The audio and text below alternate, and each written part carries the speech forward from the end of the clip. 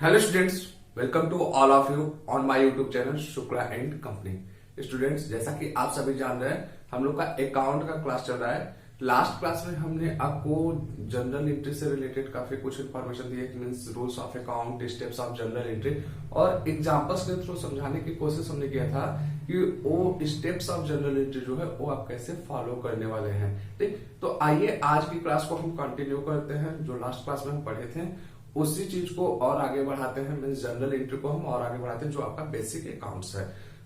आज की क्लास को हम स्टार्ट करें तो आप ये समझने की कोशिश कीजिए कि जब हम जनरल एंट्री कर रहे हैं, हम ठीक, एक किसके अंडर आता है। अगर हम कहें कि कोई भी बिजनेस ऑर्गेनाइजेशन का ट्रांजेक्शन वगैरह का हम कुछ भी करते हैं तो उसको हम बोलते हैं अकाउंटिंग।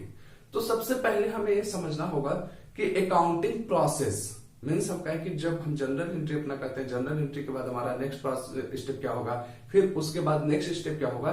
तो अगर इन सारी चीजों का हम कॉम्बिनेशन बनाए, सबको एक साथ कर दे, तो इसको हम बोलते हैं अकाउंटिंग प्रोसेस। और अकाउंटिंग प्रोसेस जो होता है ये आप कुछ इस तरह समझिए कि उसी के बीच में सारे बिजनेस ऑर्गेनाइजेशन रहते हैं, मीन्स बड़े से बड़े, छोटे से छोटे बिजनेस ऑर्गेनाइजेशन अकाउंटिंग प्रोसेस के अंदर ही आ जाते हैं। तो आइए सबसे पहले हम देखते हैं अकाउंटिंग प्रोसेस क्या होता है।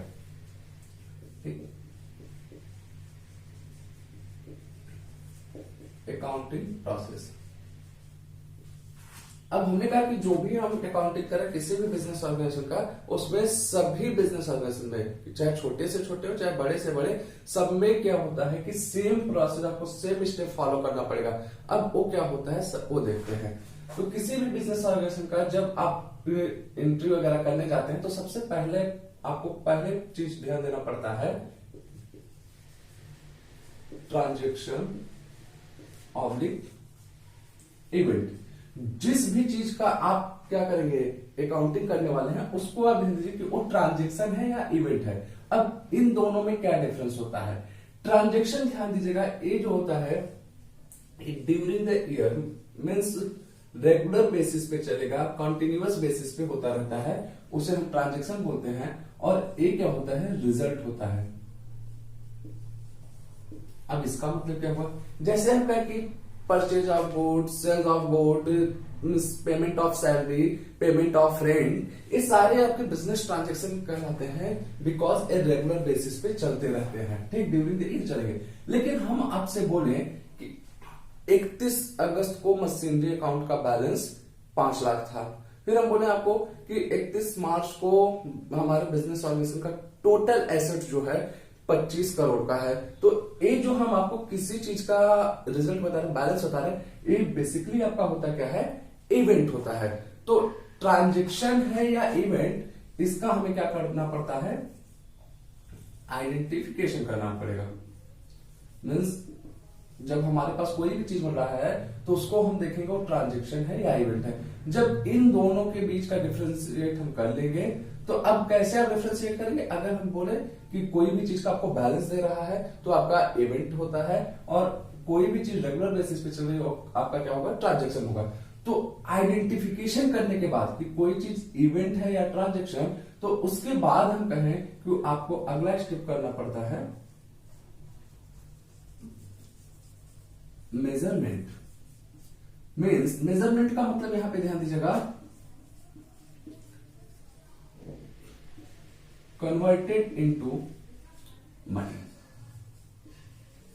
जो भी ट्रांजेक्शन या इवेंट आपको मिल रहे हैं, क्या उनका मनी में कन्वर्जन किया जा सकता है कि नहीं, क्या वो मनी के बराबर है। क्योंकि आपको पता होगा कि बिजनेस ऑर्गेनाइजेशन में या अकाउंटिंग में हम उन्हीं चीजों का रिकॉर्डिंग करते हैं जिनका हम कहें कि मनी में कन्वर्जन किया जा सके।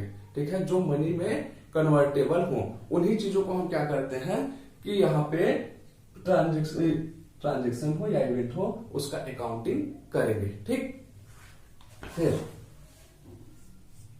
Next recording. अब इनको हम क्या करेंगे, बुक्स ऑफ अकाउंट में रिकॉर्ड करेंगे, जिसके लिए हम कहेंगे कि आपके पास क्या है, जनरल एंट्री। जनरल एंट्री जब आप करने जाते हैं तो अब देखिए कि आप छोटे व्यवसायी हैं तो आप नॉर्मली क्या कर सकते हैं, जनरल बुक में जर्नल एंट्री कर सकते हैं। लेकिन जब बड़े व्यवसायियों की बात आती है, बिग ऑर्गेनाइजेशन की बात आती है, वहां के लिए हमारे पास क्या होती है, सब्सिडियरी बुक्स, सहायक पहिया जिनको बोलते हैं, वो आगे वाली में आपको कर सकते हैं। जर्नल एंट्री के बाद आपका वही चैप्टर रहेगा सब्सिडियरी बुक्स का। तो वहां पे आप ध्यान दीजिएगा कि हर चीज के लिए हमारे पास एक अलग से बुक्स ऑफ अकाउंट रहेगा। कैश ट्रांजेक्शन के लिए कैश बुक से, फिर आपका कि सेल्स के लिए जो क्रेडिट सेल्स है आपका उसका सेल्स बुक रहेगा, क्रेडिट परचेज के लिए परचेज बुक, फिर आपका purchase return, sales return, bills receivable, bills payable, फिर आपका जनरल प्रॉपर, इस तरीके की बहिया रहेंगे। तो हमें ये ध्यान देना होगा according to the business organisation size हम क्या करेंगे, जनरल करेंगे उसका, ठीक। फिर उसके बाद हम क्या करते हैं, अब ध्यान दीजिएगा,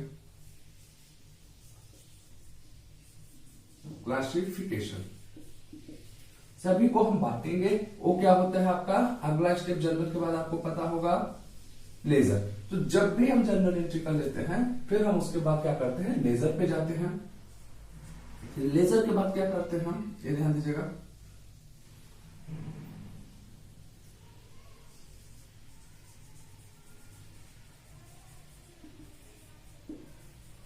समराइजिंग। अब समराइजिंग में आपका क्या आता है, ध्यान दीजिएगा, ट्रायल बैलेंस, फिर हम कहें कि आपके फाइनल अकाउंट्स।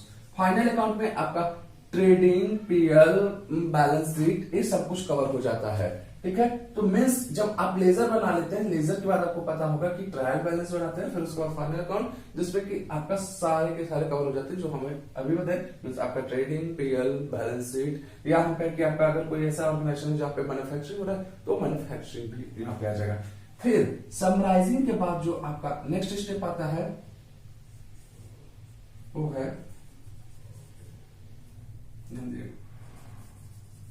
एनालाइज करना, या हम कहें इंटरप्रिटेशन। एनालाइजिंग या इंटरप्रिटेशन, दैट्स मींस इसके बाद का जो आपका स्टेप होता है वो देखिएगा, रेशियो एनालिसिस, फंड फ्लो, फिर हम कहें कि कैश फ्लो स्टेटमेंट। ये सभी आपके क्या आते हैं कि एनालाइजिंग या इंटरप्रिटेशन में जो बैलेंस शीट आप बनाए हैं, फाइनल अकाउंट बनाए हैं, उन चीजों को अकाउंटिंग के पॉइंट ऑफ व्यू से, अकाउंट्स के लैंग्वेज से उनकी बारीकियों का हम अध्ययन करते हैं, ठीक। फिर इसके बाद हमारा जो नेक्स्ट स्टेप आता है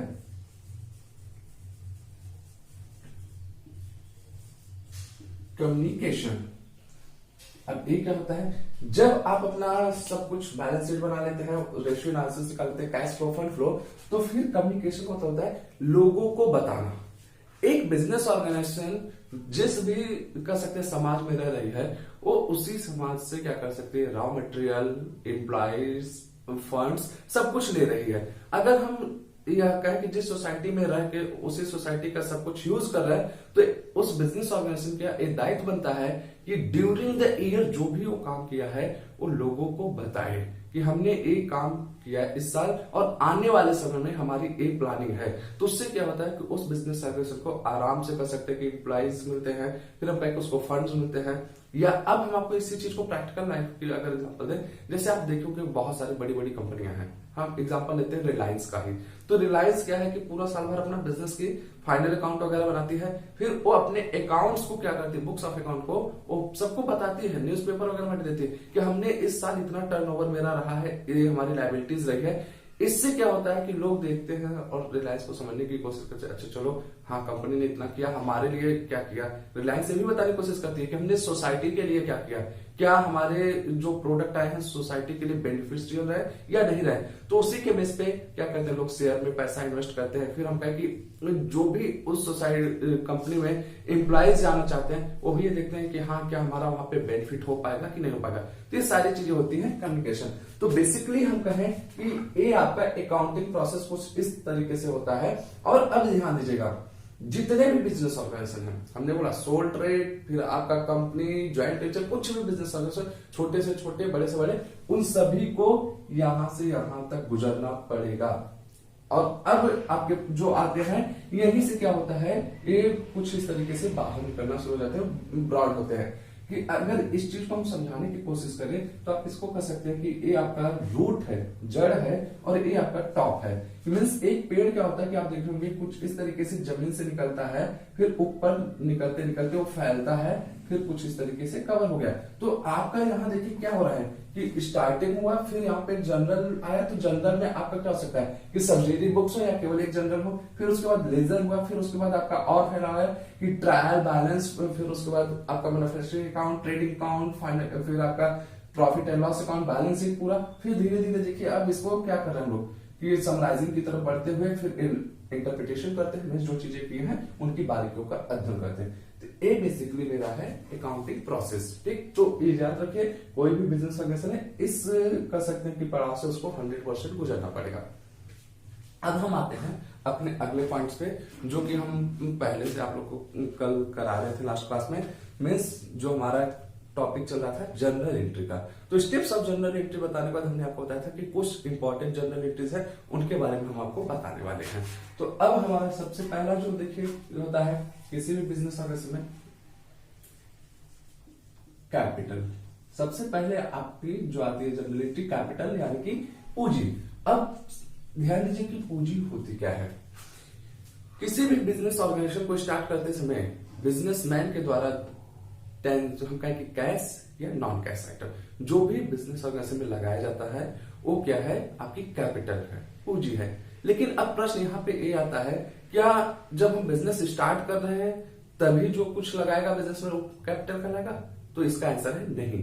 जब आप बिजनेस स्टार्ट कर चुके होते हैं उस बिजनेस के लाइफ के मध्य में, मीन्स आपके एक रनिंग बिजनेस में भी अगर बिजनेसमैन के द्वारा कुछ भी लगाया जाता है इस उद्देश्य के साथ कि उस बिजनेस का हमें एक्सपेंशन करना है, उस बिजनेस का और ग्रोथ करना है, मीन्स हम कहें कि कुछ भी कंट्रीब्यूट किया जाता है mid of the life of the business by businessman, तो वो भी आपकी क्या कहलाएगी, कैपिटल कहलाएगी। ठीक, तो उसी को हम लोग क्या बोलते हैं, एडिशनल कैपिटल बोलते हैं। ठीक, तो याद रखिएगा कैपिटल दो प्रकार की हो सकती है आपकी, एक कर सकते हैं मॉनेटरी, दूसरा नॉन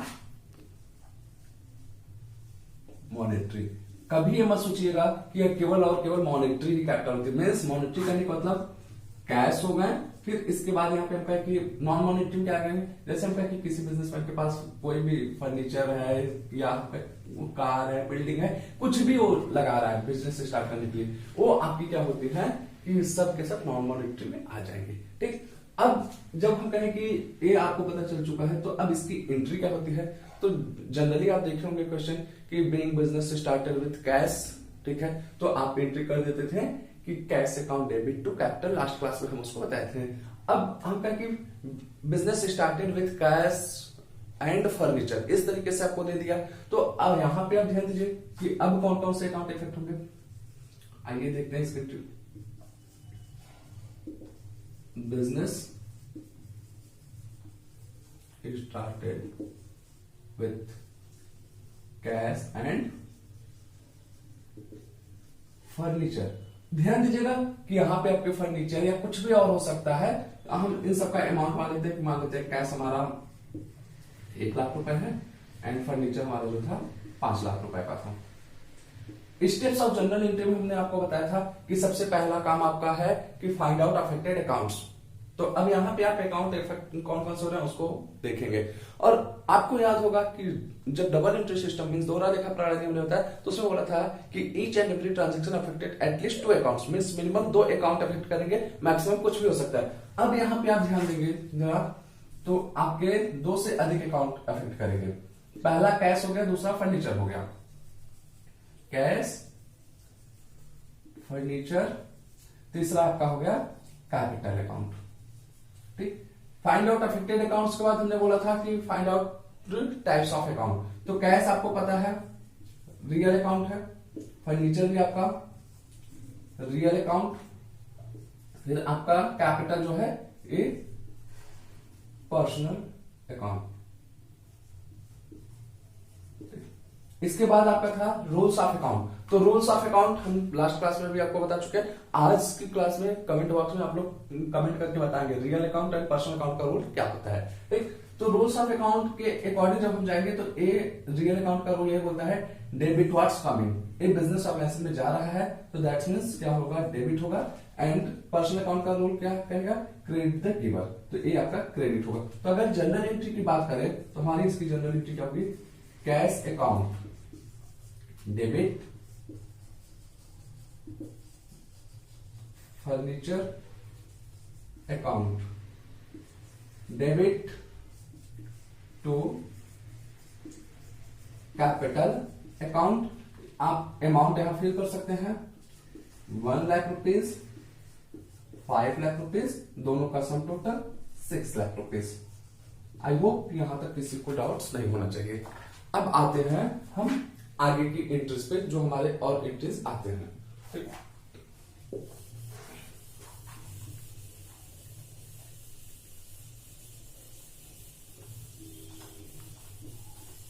अब इसके बाद किसी भी बिजनेस ऑर्गेनाइजेशन में आप ध्यान दीजिएगा परचेज एंड सेल्स का काम चलता है।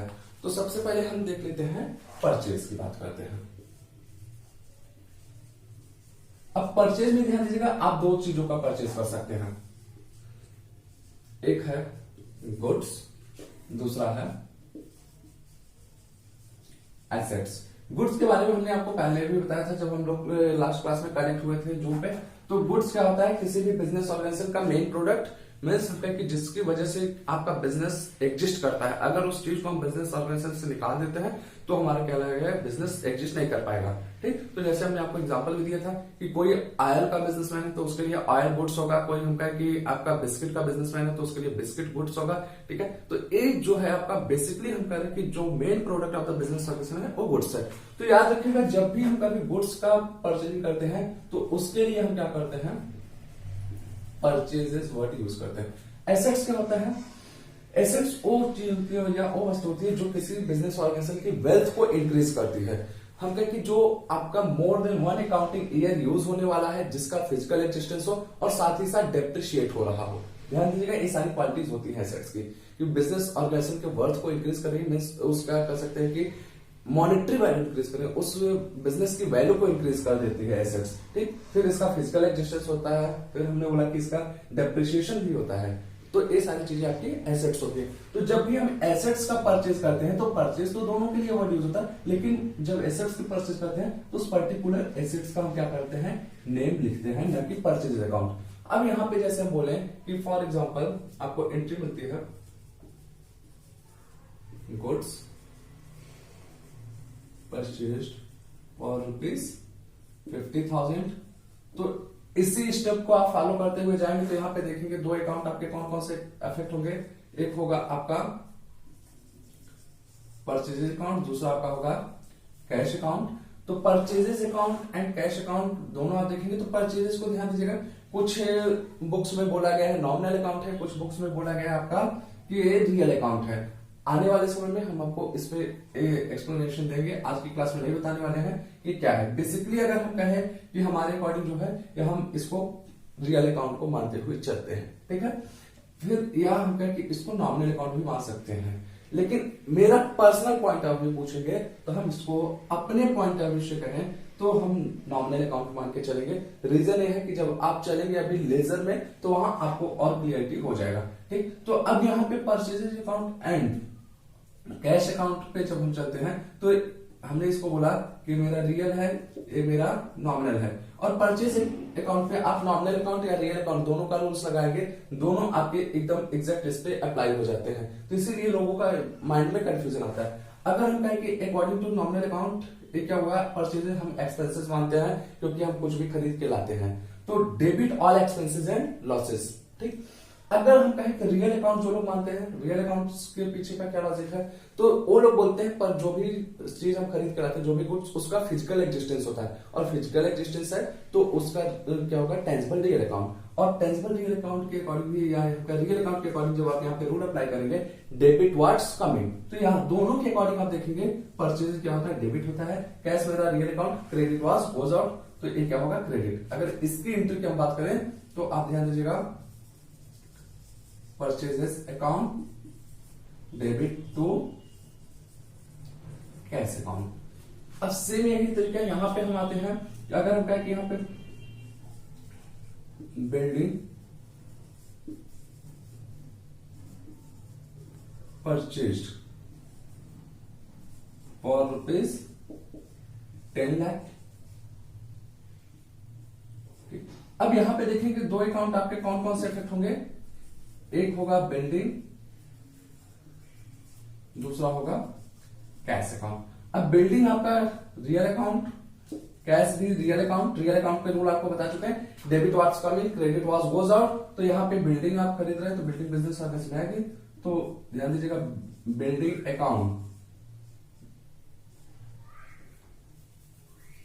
Debit to cash account. I hope यहां तक आप सबको क्लियर होगा कि यहां तक कोई कंफ्यूजन नहीं होना चाहिए। तो अब आगे की क्लास में जब हम मिलेंगे तो वहां पे और आगे कंटिन्यू करेंगे जनरल एंट्रीज को। 2 क्लासेस और लेने वाले हैं जिससे कि आपका बेसिक जो जनरल एंट्री है वो सब सही हो जाएगा। ठीक, अगर कोई भी डाउट्स हो आज की क्लास से रिलेटेड आप लोग कमेंट करके जरूर पूछिएगा या ग्रुप में पूछिएगा, जहां पे आपको सही लगे वहां पे पूछिएगा। तो मिलते हैं नेक्स्ट क्लास में, तब तक के लिए गुड लक, थैंक यू।